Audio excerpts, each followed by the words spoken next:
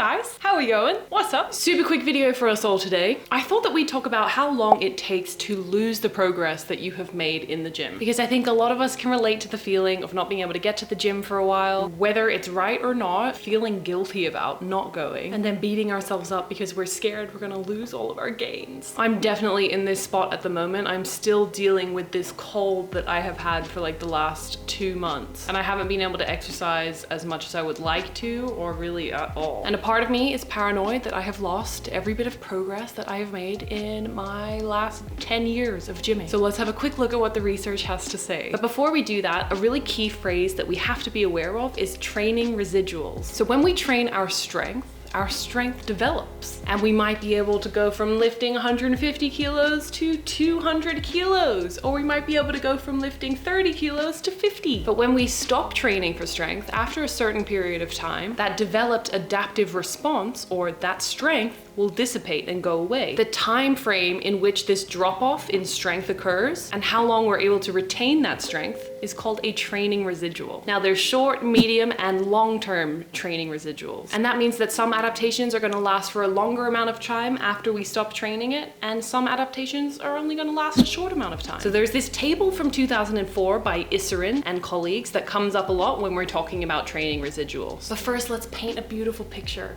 Imagine you're going away on vacation for a week. You're in a beach in the middle of nowhere. You have no access to a gym. You have no access to the weights that you've been used to lifting. Aren't you lucky to be on that beautiful beach? But will you lose your gains while you're there? Well, according to this table, you probably won't lose most things if you're just going away for a week. For example, if you have a look at aerobic capacity or your cardio ability, that's one of the training adaptations that lasts the longest or has the longest training residuals. For maximal strength, in this table, it says that you can have about 30 plus or minus 5 days before that really significantly decreases. But other papers have said that you can start seeing decreases in your maximal force generating capacity by 11% after just a couple weeks off. And if you were on that fabulous beach vacation, something that I imagine you might be a little concerned about is losing those beautiful, nice looking muscles by losing your hypertrophy or that muscle size that you've been working so hard towards. Something in that same table that might be of interest to you is that hypertrophy, or that strength endurance skill, can last more than a couple of weeks. Generally speaking, power and your ability to generate force rapidly, that'll decrease first, then strength, then hypertrophy, and your endurance. Does that mean that you can take a breather? If you skip 1 day of training or 1 week, you're probably gonna be okay. The world is not going to end,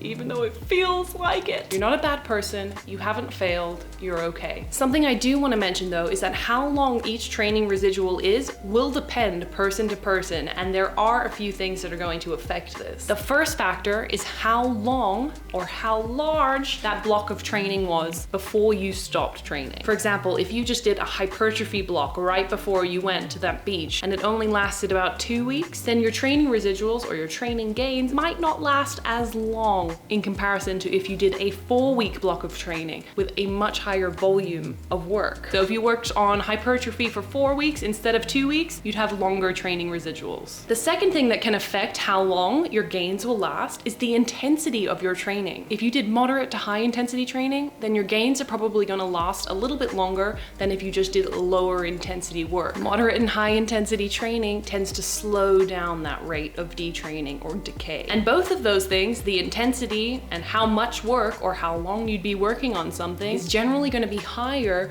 if you have a higher training age. And remember, training age means the amount of time that you have been dedicated to training. So if we take Callum and myself, Callum is an incredible athlete and has been training consistently for the last 12 plus years. On the other hand, I've not been training for as many years, and I've had my training affected due to injuries and surgeries. And so I have not had that same amount of dedicated, consistent time training. That means if I took the same amount of time off as Callum did, he would likely have less of a setback in his training than I would. He would probably lose less as a percentage of his maximal strength than I would. He would be able to hang on to his gains a little bit longer than I would. I'm gonna show you a few more examples of how this is evidenced in the literature in case you don't believe me. And as you can see as we go through this is pretty in line with all of those things that I have just said. 3 weeks of detraining did not affect muscle mass thickness, strength, or sport performance in youth athletes. 2 weeks of detraining decreased VO2 max,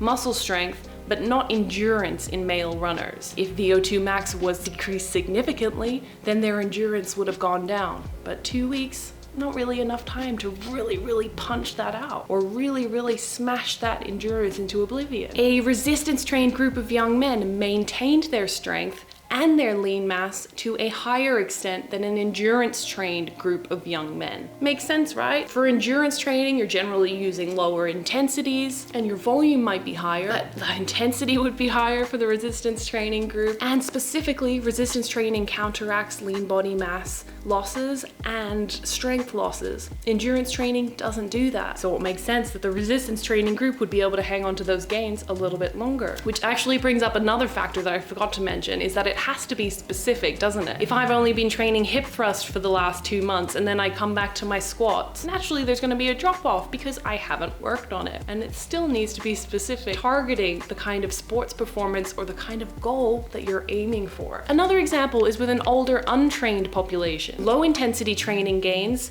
had been completely abolished after 4 to 8 months of detraining, but the higher intensity group maintained their strength during this period. But the power of both groups decreased. Do you get the point, everyone? Yeah? Just as a little sidebar, there is so little research on women and girls of any age in exercise science, and it's outrageous and it makes me mad every time. I think every one of these things that I've just shown you is being on young men and stuff. There is so little. Girls play sport too. Girls train too. What are we doing? Come on, get it together. I would like for us all to take a deep breath and chill out. And I want you to go and enjoy that holiday, okay? It's okay if you don't train for a week. You're probably not gonna damage your progress too much. You're all superstars and you deserve the rest. And you can get right back into training whenever you're ready. Ooh, I just thought of one more thing. If you're injured or something like that, if you wanna mitigate the amount of loss in strength or anything like that, you need to keep training all the parts of your body that you can. I have a whole video on the cross education effect that happens when we're in rehab or when we've got an injury and how we can maintain our strength. So go check that out if you're interested. But if not, that's it from me, guys. Hope you all have a wonderful day ahead. I'll catch you next time. Let me know if you've got any questions down below. Please make sure to like and subscribe and all the fun things. And let me know what exercise science topic I should cover next. See you guys. Have a great one. Bye.